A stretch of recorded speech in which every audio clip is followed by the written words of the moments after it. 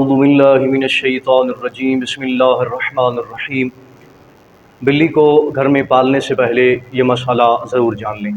مومنین، شریعت مقدسہ نے ہر چیز کا حکم اور ہر چیز کا علم حضرت انسان کو تعلیم فرمایا ہے، لہذا حضرت انسان کو بھی چاہیے کہ علوم اہل بیت کی حقیقی معنوں میں معرفت بھی حاصل کرے اور معرفت حاصل کرنے کے بعد ان پہ عمل بھی لازمی کرے۔ بہت اہم اور پیچیدہ مسئلہ آپ کی خدمت میں عرض کرنے جا رہا ہوں۔ سب سے پہلے یہ یاد رکھیں کہ سوال یہ پیدا ہوتا ہے کہ بلی کو گھر میں رکھنا جائز ہے یا جائز نہیں ہے۔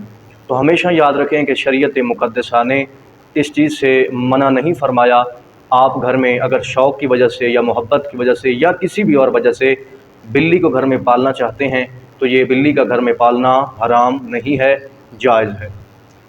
لیکن اس سے اگلی جو اہم بات، اہم مسئلہ جو ہمیشہ آپ احباب نے یاد رکھنا ہے، جن احباب نے گھر میں بلی کو پال کے رکھا ہے تو ان کے لیے لازم ہے، ضروری ہے کہ وہ صفائی اور پاکیزگی کا بھی لازماً خیال رکھیں۔